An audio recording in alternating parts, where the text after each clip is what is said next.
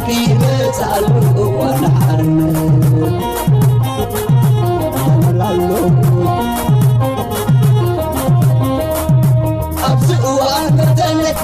شمت مزمزة نتنقل السبب طولة مسقرزة سرنا مسافرتي إننا بعد ماما سرنا سسوزري لا تعصقنا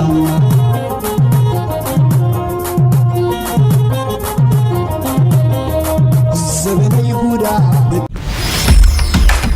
سلام زغبركم تخاطات يمان انفو ميديا كما يتوعلو نلو مسوني على تشمونت ورا عصر تغلتشن عسران حموشتن نايمشت كم تلمود زيت فلاليو وانا ويان حاصر تزعباتاتن زيناتاتن حيزلكم متيلخو مكتالكم يعدم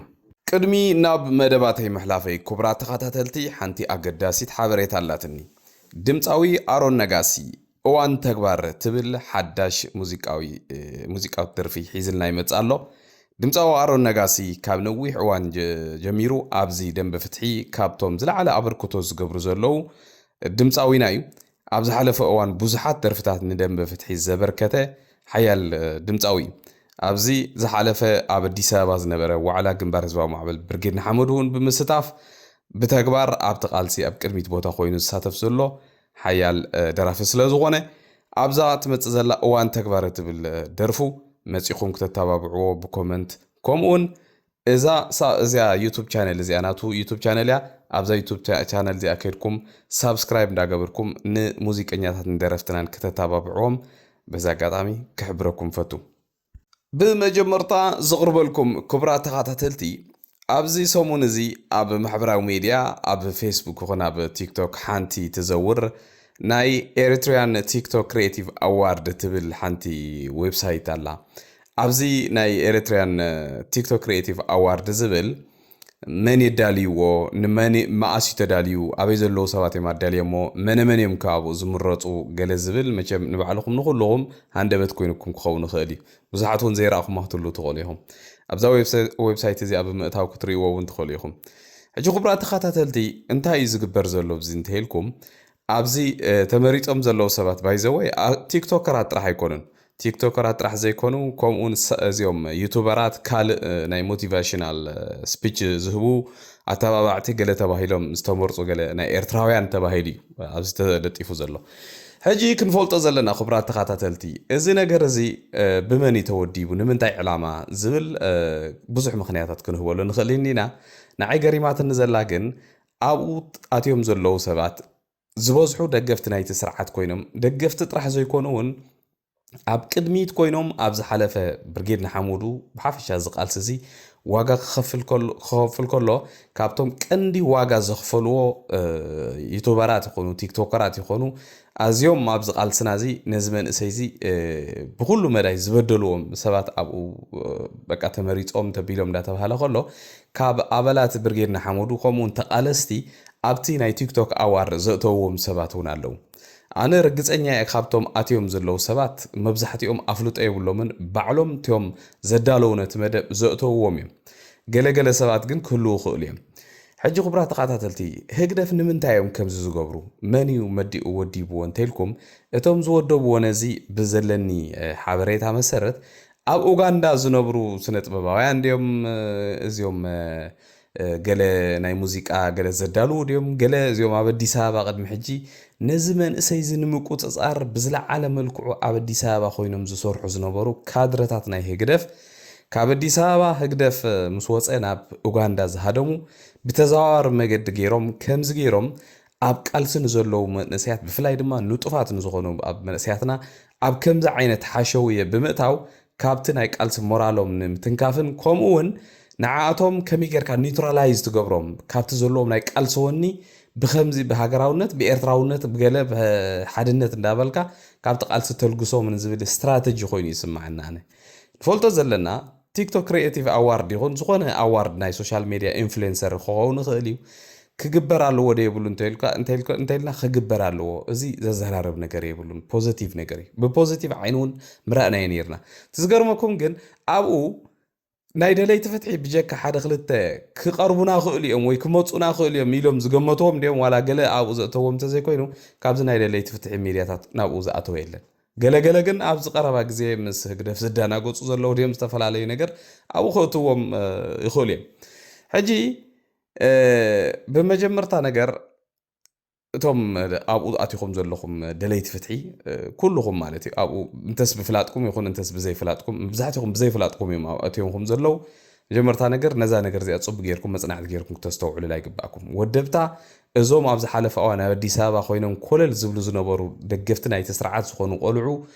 ከም ስነ ጥበባውያን ተመሲሎም ዝተፈላለየ ንመንእሰያት ናይ ምልማስ ስራሕ ዝሰርሑ ካብኦም እዮም እቶም ወደብቲ መጀመርታ ክንፈልጦ ዘለና ማለት እዩ ካልኣይ ቲክቶክ ክሪኤቲቭ ኣዋርድ ገለ ዝበሃል ነገር ኣብ ስደት ተደርቢኻ ሃገርካ ኣብ ዝለዓለ ቀውስ እንዳሃለወት ከላ ሃገርካ ናይ ህላዊ ሕቶ ቀሪብዋ እንዳሃለዎ ከሎ ኣብዘይ ሃገርካ ኮንካ ዝግበር ቲክቶክ ኣዋርድ ዋላ ሓደ ነገር የለን መጀመርታ እዚ ናይ ቲክቶክ ክሪኤቲቭ ኣዋርድ ክንገብሮ ዘለና ኣብ ሃገርና እዩ ሃገርና ከዓ ናብ ኢድና ምስ ተረከበት ህዝቢ ስልጣን ምስ ተቋፃፀረ እዩ ዝግበር ማለት እዩ ተረዲኹምኒ ኣብ ኢትዮጵያ ኣብ ዝቐረባ መዓልታት ከም በዓል ኣዶናይ ዝተሳተፍሉ ናይ ቲክቶክ ክሪኤቲቭ ኣዋርድ ክግበር ቀኒ ነይሩ በዓል ኣዶናይ ኣብ ካናዳ እዩ ዝቕመጥ ነይሩ ካብ ካናዳ ናብ ዓዱ ኣትዩ ኣብ ዓዱ ኮይኑ ደስ ዝበሎ ቪድዮ እንዳሰርሐ ደስ ዝበሎ ሓሳባት እንዳገበረ ኣብ ኣዲስ ኣበባ ኮይኑ ካልኦት እውን ከምኡ እንዳተወዳደሩ ኣብ ውሽጢ ሃገሮም እዮም ተሸሊሞም ኣብ ውሽጢ ሃገሮም ተወዳዲሮም ማለት እዩ ኣብዚ ደገ ኮይና ግን ዋላ ሓንቲ መቐረት እውን የብሉን ብመጀመርታ ማለት እዩ ካልኣይ ንኣብነት ንበል ኣብ ሓደ ሃገር ነቶም ዝተዓወቱ ዕዉታት ኣብኡ ተሰቲፎም ዘለዉ ሰባት ገለ ካብ ደለይቲ ፍትሒ ገለ ካብ ደገፍቲ ህግደፍ ክንሽልመኩም ኣብ ሓደ ቦታ ወይ ኣብ ሓደ ሃገር ንራኸብ ምፁ እንተኢሎምኩም ክትከዱ ከምዚ ትኽእሉ ኣንርግፀኛ እየ ዋላ ሓንቲ ምዞም ደገፍቲ ናይቲ ስርዓት ዝበሃል ክሳብ እቲ ሃገር እቲ ስርዓት ወሪዱ ህዝቢ ስልጣን ተረኪቡ ሕገ መንግስቲ ተተኺሉ ሓደ ነገር ዝግበር ምዚኦም ደገፍቲ ዝበሃሉ ናይ ስርዓት ኣብ ዝኾነ ይኹን ነገር ክትራኸብ ይብልካን ዝብል እምነት እዩ ዘለና ኣነ ምክንያቱ ስለ ፀላእናዮም ኣይሚን ክንራኸቦም ስለ ዘይደለና ገለ ዘይኮነ ኣብዚ ሕጂ እዋን ሓደ ቀዳማይ ነገር ብዙሕ ዋጋ ዘኽፍሉና ዘለውን ብዙሕ ዋጋ ዘኽፍሉና ነዮም ብፍላይ ከዓ ኣብዚ ናይ ብርጌድና ሓሙድ ቃልሲ ካልኣይ ድማ ኣብዚ ሕጂ እዋን ናይ ቲክቶክ ኣዋርድን ገለ ንገብረሉ ግዜ ዘይኮነ እዚ ቃልሲ ብዝለዓለ መልክዑ ንኸይድ ብሞራልን ብካልእ ብንኽእሎ ዘበለ ነዚ ቃልሲ ንምሕጋዝን ኢነርጂናን ግዜናን ክነጥፍእ እምበር ምስ እልፊ ደገፍቲ ናይ ስርዓት ኣብዚ ኮለል ክንብል ኣየምሕረልናን እዩ ህግደፍ ንዝተፈላለዩ ተቃለስቲ ካብ ቃልሲ ንምርሓቅ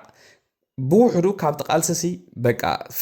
ተስፋ ቆሪፆም ካብ ተቃልሲ ንምእላይ ብዙሕ ታክቲክ እዩ ይጥቀም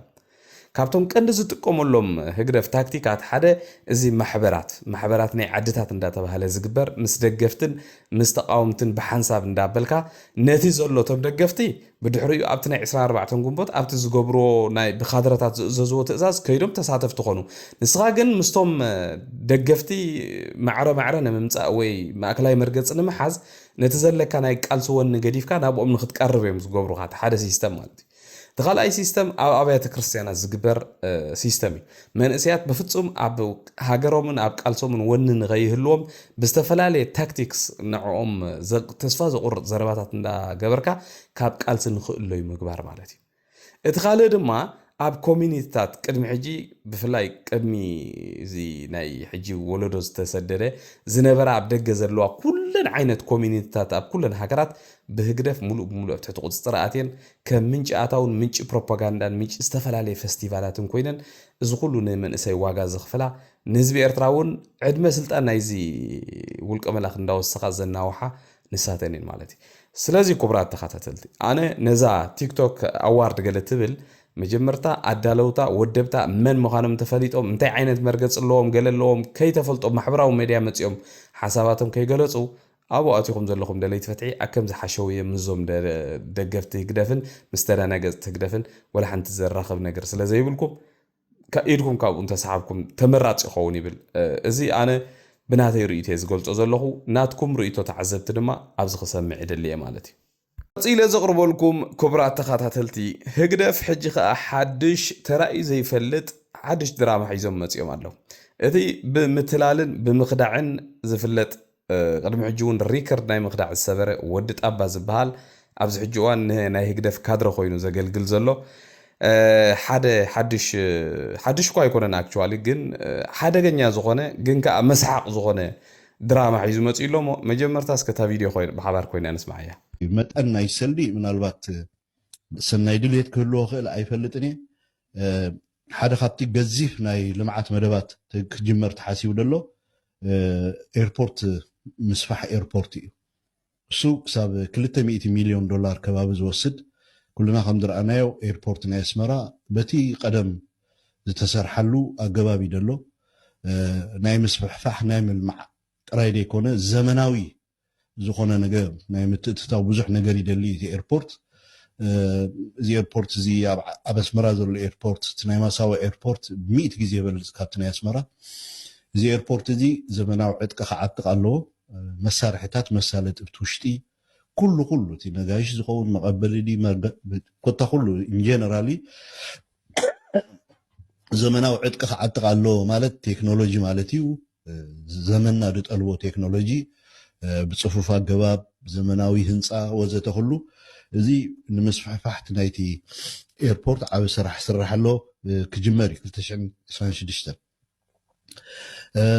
ን750 ሚሊዮን ከባቢ ዝውድእ ድማ ወደብ ናይ ምስፍሕፋሕ ስፔሻሊ ወደብ ማሳዋ ናይ ምስፍሕፋሕ መደብ ኣሎ ካብቲ ዝሰማዕናዮ ማለት እዩ ሶሪ ኦኬ ሕጂ ሰሚዕኩም ዶ ክብራ ተኸታተልቲ ህግደፍ እንታይ ይገብር ከም ዘሎ እንታይ ይሓስብ ከም ዘሎ ከምዚኦም ዝበሉ ሉቕማፃት ሰባት ድማ ነዚ ህዝቢ እዚ ኣብ ምንታይ ንምእታው ተዋፊሮም ከም ዘሎ ሕጂ ይርዳኣና ኣሎ ዶ ተዝክሩ ተኾንኩም እዚ መደብ እዚ ባይዘወይ እዚ ሕጂ ዝብሎ ዘሎ በዓል እቲ ማዕበል ዝበሃል ኣብዚ ሕጂ ምስ ህግደፍ ተባኢሱ ዘሎ ሰብ 6 ኣብ መላእ ኤርትራ 1 ኣየርፖርታት ክስርሑ እዮም ኢሎም ቅድሚ 4-5 ዓመታት ክንደይ መንእሰያት ክንደይ ኣዴታት ክንደይ ህዝቢ ገንዘቡ ኣማኢተ ሽሓት ዶላራት ገንዘቡ መዝሚዞም ወሲዶም እዮም ብድሕሪኡ እውን ናይ ካንሰር ማሽን ክትግዛእ ኣብ ኤርትራ ክትኣቱ ከምኡውን ኣብያተ ትምህርቲ ኣብ ርሑቕ ገጠራት ክስርሓ መደባት ነዳለለና ፕሮጀክታት ይዳለሉ ተባሂሉ እሱ እውን ኣማኢተ ሽሓት ዶላራት ካልእ ጥራፍ በቲ ናይ ህግደፍ ኤምባሲ ኣብ ኣሜሪካ ዘለውን ልዕሊ 3 ሚሊዮን ዶላር ተዋፅኡ ካብ ህዝቢ መሳኪን ኣብኡ ዘሎ ህዝቢ ገንዘቦም ብሙሉእ በዚኦም ተወሲዱ ማለት እዩ ናይ ሕጂ ድማ ነዚ ህዝቢ እዚ ሓደ ነቲ ብዝተፈላለየ መገዲ ብጅሆ ሒዞሞ ዘለዉ ካልእ ድማ ብዙሕ ዝዳናገር ሰብ እውን ኣይሰኣን ስለ ዝበሉ 200 ሚሊዮን ዶላር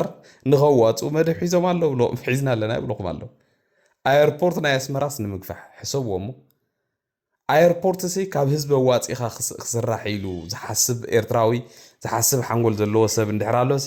ብጣዕሚ ዝገርም በዚ ኮይኑ በቲ ግን ክቡራት ተኸታተልቲ ዘይተቐብፁ ኮንኩም በር ኣብ ኤርትራ ዝኾነ ነገር ክግበር ኣይከኣልን እዩ ኣይድለን እዩ መጀመርታ ነገር ህግደፍ ዋላ ተለቂሑ ድዩ ናይ ሃገር ሃብቲ ተጠቂሙ ኣየርፖርታት ክሕድዝ ምኽኣለ ፅርግያታት ክዕሪ ምኽኣለ ኩሉ ክገብር ምኽኣለ ነይሩ ግን እዚ ስርዓት እዚ ንኤርትራ ሓንሳብ እናሓዋሩን ደማሲስዋ ንምኻድ መደብ ዘውፅእ ስርዓት እዩ ንብለኩም ኣለና እቶም ዘይተቐብፁ ገንዘብኩምን ሃብትኩምን ኢነርጂኩምን ኣብኡ ክተጥፍኡ መሰልኩም እዩ ንሕና ንዛረብ ዘለና ንኽትዳናገሩ ዘይብልኩም ሰባት ኢና መልእኽትና መሓላለፍ ዘለና ስለዚ ኣይፋል ነዚ ከምዚ ዓይነት ድራማታት ክትብሉ ይግባእ ማለት እዩ ዘቕርበልኩም ክቡራት ተኸታተልቲ መቸም ግዜ ጥዑም እዩ ኩሉ ነገር እዩ ዘርእየካ ብፍላይ ዝሕጂ ዘለናዮ ግዜ ምስ ሰነዳትካ ስለ ትጓዓዝ ዘመነ ዲጂታል ስለ ዝኾነ ኩሉ ነገር እንድሕር ዳ ተዓዚብካዮ ኩሉ ነገር ሰኒድካዮ እንተፀኒሕካ ብሂወትካ ከለካ ብዙሕ ነገር የርእየካ እዩ እዞም ኣቦቐሺ እዚኦም ትዝክርዎም ዶ ክቡራት ተኸታተልቲ እዞም ኣቦቐሺ ኣብ ዝሓለፈ ቅድሚ 3-4 ዓመት ኣቢሉ ብፍላይ ኣብቲ ናይ ብርጌድና ሓሙዶብ ዝነበረሉ እዋን ኣብ ሃገር እስራኤል ህግደፍ ፌስቲቫል ኣብ ዘብዕሉሉ ዝነበሩ እዋን መንእሰያትና ኣብ ዝተፈላለዩ ሃገራት ኤውሮጳ ዋጋ ኣብ ዝኸፍሉሉ ዝነበሩ እዋን ከምኡውን ኣብ ትግራይ ኩናት ተጀሚሩ ህዝቢ ትግራይ ኣብ ዝጭፍጨፈሉ ዝፀንተሉ ዝነበረ እዋን ኣብቲ ናይ ህግደፍ ኣዳራሽ ኮይኖም ግጥሚ ዘግጥሙ ዝነበሩ ሓደ ቀሺ እዮም ኣቦይ ቀሺ ዘነበ ይበሃሉ ባይዘወይ እዞም ኣቦይ ቀሺ ዘነበ ዝበሃሉ ኣብዚ ከባቢ ዓድና ኣብ ከባቢ ክራናይ ዓዶም ብዝኾነ እዞም ኣቦናስኪ ኣብቲ እስራኤል ኣብቲ ናይ ህግደፍ ኣዳራሽ እንታይ ኢሎም እዮም ግጥሚ የግጥሙ ነይሮም እቲ እዋንቲ እቶም ዝዝክርዎ ኢኹም እስከ መጀመርታታ ግጥሚ ናቶም ከቕርበልኩም እየ በዓል ሓለፍቲ ወያነ እዞም ዓርሲ መርሶ ናይ እከይ ውዲት ኣብ ልቦም ጠናሶ ኣብ ጎላጉል ሰንበል መፅኡ ክሓርሶ ኣብ ጎላጉል ባድመ መፅኡ ክሓርሶ ኣብ ጎላጉል እግሪ መኸል መፅኡ ክሓርሶ ኣብ ግንባር 71 መፅኡ ክሓርሶ ጅግና ተቐቢልካ ብሓዊ ተጠምሶ ኣክንዲ ዓሳ ባሕሪ ቡምባ ተፈልሶ እምበር ከም ዝሰማዕኹሞም ክቡራት ተኸታተልቲ ህዝቢ ትግራይ ሓዊ ኣብ ዝርክዐሉ ዝነበረ እዋን ኣብ ኣዝዩ ክፉእ ኩነታት ኣብ ዝነበረሉ እዋን ኣብ ኣዳራሻት ህግደፍ ከይዶም ኣብ ኣዳራሻት ናይቶም ጨፍጨፍቲ ህግደፍ ከይዶም ከምዚ እንዳበሉ ብልዕሊ ህዝቢ ትግራይ ዝላገፁ ዝነበሩ ኣቦና ቀሺ ሕጂ ጥውይ ኢሎም ኣብዚ ሕጂ እዋን እንታይ ይብሉ ከም ዘለው ትቐፅል ቪድዮ ካስማዓኩም እየ ሕጂ ብዚኣ ክንፈልጣ ዘለና ክቡራት ተኸታተልቲ ሕጂ ናብ ልቦም ተመሊሶም ከምዚ ምባሎም ፅቡቕ እንድዩ ግን ከምዚ መፅእ ክፈልጡ ዘይክእሉ መርሒ ሃይማኖት ኮይኖም ከምዚ ዓይነት ብዕሉግ ዝኾነ ዘረባታት ኣብ መድረኽ ወፅኦም ንፅልእን ቅርሕንቲ ንሞት ዝፅውዕ ዘረባታት ግጥምን ክገጥሙ ከለውሲ ክሳብ ክንደይ ናይ ዓቢዶም ከም ዝነበሩስ ሕጂ ይርድኦም ድኸውን ብሕጂ ኸዛ ኣመልዚ ዝገድፍዎ ድኾኑ ዝብል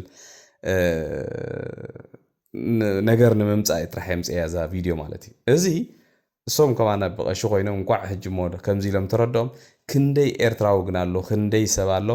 ኣብቲ እዋነቲ ኣብ ልዕሊ ህዝቢ ትግራይ ዝኩሉ ግፍዒ እንዳተፈፀመ ከሎ ሱቕ ኢሉ ዝርኢ ዝነበረ ሱቕ ኢሉ ጥራሕ ዘይኮነ ዝፍክር ናብቲ ዝነበረ ቁስሉ እውን ጨው ዝንስንስ ዝነበረ ኣዝዩ ብዙሕ ሰብ ኣሎ ግዜ ፅቡቕ ስለ ዝኾነ ግን ውዒል ሓዲሩ ከምዚ የጣዕሰካ እዩ እቶም ኣብቲ እዋነቲ ንስለ ሓቅን ሁማኒትን ደው ዝበልኩም ግን ኩሉ ግዜ እንዳኮራዕኩም ክትነብሩ ኢኹም በታ ዝገበርኩማ ዋላ ሕጂ ብዙሓት ተጋሩ ነቲ ሽዑ ዝተገብረ ክሕድዎ እንተፈተኑ እታ ዝተገብረት ግን ታሪክ ስለ ዝኾነ ዘመን ተሳጋሪ ታሪክ ስለ ዝኾነ ታሪክ ከም ዘለዎ ይዝቕመጥ ከምዚ ከዓ የጋጥም ማለት እዩ እቶም ሽዑ ኣብ ሓቂ ደው ዝበልና ግን ኩሉ ግዜ እንዳኮራዕና ኢና ነብር ብዝኾነ ሕጂ ድማ ዝብሉ ዘለዎ በቀሺ ስምዕዎም ኢኹም ናብታ ቪድዮ ናትኩም ክቐርበልኩም ጉሎም ኻዳ ኣነ ብባዕለይ ዝብሎ ከዓ ፀኒልኩም ሰምዑኒ ብድሕሪኡ ናፍታ ካልአይቲ ነጥቢ ክንሓልፍ እዚ ናተይ ቃል እዩ ብግጥሚ ገይሩ ዝጓሃየ ትግራዋይ እንተሊ ብግጥሚ ገይረ ክሕሶ ክእል እየ ኣነ ንመሪሕነት ኢሃደግ ንወያነ እየ ከማን እምበር ንህዝቢ ትግራይ ኣኮታተዮም ደቂ ሓትናይ መሊኦም ኣለውኒ ብደገብሲ ሓውበታተይ መሊኦም ኣለውኒ ካብ ጉሎም ኻዳ ክሳብ ዕዳጋ ሓሙስ እዚ ንዓይ ይኮርዓሉ እምበር ዝሓፍረሉ ይኮነን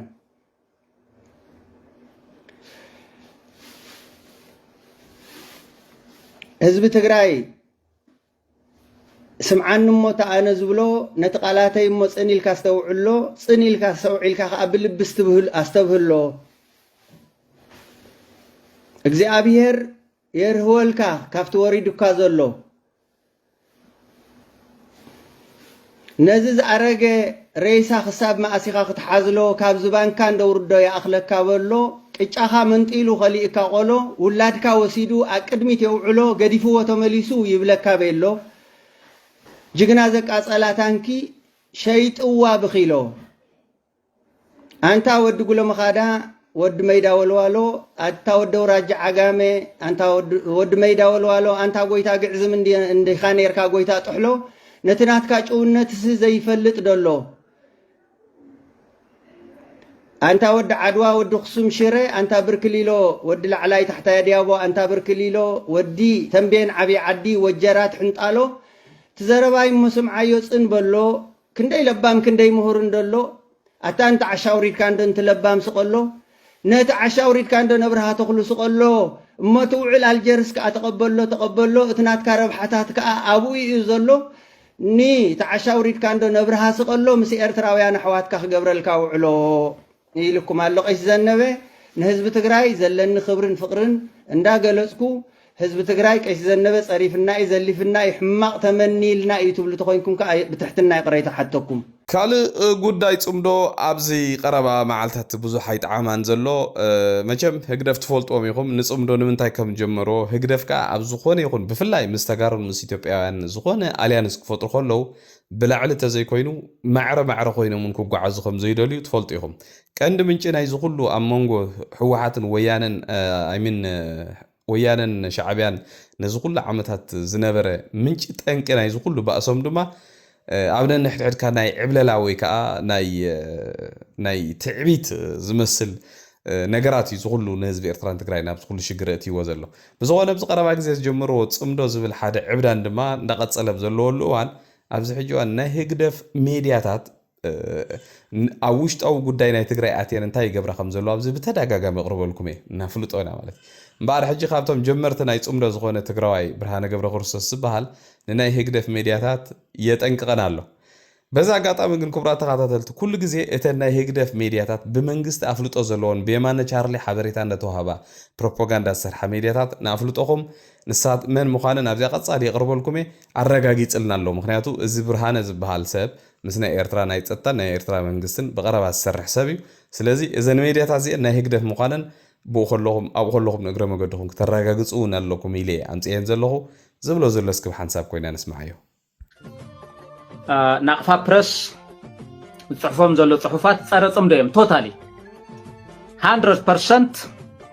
ኣብ ናይ ትግራይ ፖለቲካዊ ጉዳያት ኣድሂቡ ዝፅሕፎም ዘሎ ፅሑፋት ፀረ ፅምዶ እዮም ቶታሊ ሮንግ እዩ ናቕፋ ፕረስ ዝኸዶ ዘሎ ኖት ኦንሊ ናቕፋ ፕረስ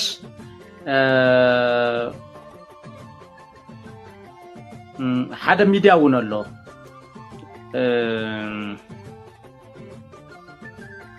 ኢንተርናሽናል ኤሪ ገለገለ ልብል ኣሎ ሓደ ርስዓኽዎ ሪሰርች ሴንተር ፎር ሪሰርች ኤንድ ዶኩመንቴሽን ኤርትራ እውን ሓሊፉ ንፅምዶ ፀባ ፅሑፋት ይፅሕፍ እዚኦም ከረሙ እዩ ዘሎም ብፍላይ ከዓ ናቕፋ ፕረስ ናይ ትግራይ ፖለቲክስ ዝተጋሩ ግደፍ ኤርትራውያን ኣሕዋትና ልዚኦም ምኸርዎ መንግስቲ ኤርትራ እውን ዝድገፉ ኣፍልጦ ዘለዎም ሚድያታት ስለ ዝኾኑ ማለት እዩ ናቕፋ ፕረስ ጥንቃቐ የድልዮ እዩ እንድሕር ደኣ ሃገራውያን ኮይኑ ማለት እዩ ውግንኑ ሃገራውያን ተኮይኑ ናቕፋ ፕረስ ዝፅሕፎም ዘሎ ናይ ትግራይ ፖለቲካል ተጋሩ ግደፉ ናቕፋ ፕረስ ብዛዕባ ናይ ትግራይ ፖለቲክስ ዝፍትፍት ተኮይኑ ሕፅቦ ገለ ምናምን ዝብል ነገር ፅሕፍ ተኮይኑ ብወገን ትግራይ እውን ከምኡ ዓይነት ኣብ ኤርትራ ተቢልና እቲ ናይ ፅምዶ ስፕሪት ይባላሽ ዲስተርብድ ዝኸውን ካብኡ ተኳሳሓይ ስለሉ መወዳእታ ዘቕርበልኩም ድማ ክቡራት ሰማዕቲ ኩነታት ሱዳን ድሕሪ ዑደት መገሽ ውልቀ መላኺ ኢሳያስ ኣፈወርቂ ናብ ዝኸፍአን ኣዝዩ ተሓላላኽን ኩነታት ብምስጋር ዕጡቓት RSF ኣብዚ ሕጂ እዋን ብፍላይ ሎማዓንቲ ሓደ ኣዝዩ ኣገዳስን ስትራቴጂካውን ዝኾነ ቦታ ተቆፃፂሮም ኣለዉ እዚ ቦታ እዚ መንግስቲ ሱዳን ብዙሕ ኣታው ዝረኽበሉ ዝነበረ ናይ ኦይል ፊልድ ወይ ከዓ ናይ ነዳዲ ክሳብ ፖርት ሱዳን ዝርግሕ ቱቦታት ዘለዎ ትዛዓበ ምንጭ ኣታው ናይ መንግስቲ ሱዳን ዝኾነን ሎማዓንቲ ተቆፃፂሮም ኣለዉ ብዘገርም መልክዑ ማለት እዩ መንግስቲ ሱዳን ኣብ ዝተፈላለየ ንኣሽቱ ከተማታት ተቆፃፂረ ክብል እኳ እንተፈተነ ሓይሊ ሚዛን ግን ናብ RSF ከም ዘሎም ብዙሓት ዓበይቲ ስትራቴጂካዊ ቦታታት ክሕዝ ከም ዝቐነየን ዝከር እዩ ማለት እዩ ኢሳያስ ኣፈወርቂ ናብ ሱዳን ከይዱ ነቲ ሓዊ ወሊዑ ወይ መፅዩ ፅንዒሉ ድማ እቲ ሓይሊ ሚዛን ርዩ ናብ RSF ከም ዝቕየር ርግፀኛታት ኢና ምስኦም ምክንያቱ ኣከምዚ እዩ ዝምዕብል ማለት እዩ ብሓፈሻ ግን ዑደት ናይ ኢሳያስ ኣፈወርቂ ናብ ሱዳን ብብዙሓት ሰባት ኣብዚ ሕጂ እዋን ጠመተ ረኺቡሎ ኣብዚ ጉዳይ እዚ እተን ብላዕሊ ዝረኣያ ከም በዓል ዩናይትድ አረብ ኤሚሬትስ ካልኦት ዝኣመሰላ ሃገራት ዋላ እኳ ተነቀፍቲ ተኾና ነዚ ናይ ሱዳን ኩናት ቀንዲ ሓው እንዳወልዐት ብፍላይ ድማ ወታደራዊ ስልጠና ብምሃብ ነዚ ናይ ሱዳን ኩናት ናብ ዝለዓለ ተብፅሖ ዘላ ኤርትራ ዝብል ብዙሓት ማዕከና ዜና ናይ ዕራብ እውን ክዝርግሖ ጀሚረን ኣለዋ ማለት እዩ ብፍላይ ድሕሪ ዑደት ናይ ውልቀ መላኺ ኢሳያስ ኣፈወርቂ በዚ ኮይኑ በቲ ግን እዚ ሰብኣይ እዚ ኣብ ጎረባብቲ ሃገራት ንህዝቢ ኤርትራ ፈፂሙ ዘይሕከኽ ሕማቕ ታሪክ ገዲፉሉ ከም ዝኸይድ ርግፀኛታት ኢና ማለት ዝኸበርኩም ተኸታተልቲ ንሎሚ ናይ ምሸት ኣዳልየልኩም ዝነበርኩ መደባት ነዚ ዝመስል ኣብዚ መደብ ዘለኩም ኮመንት ርእቶ ብኩሉ ምሃብ ኣይተቋረፁ ንስለት ምክታልኩም ብጣዕሚ መስግን ሰሰናይ ንዓኹም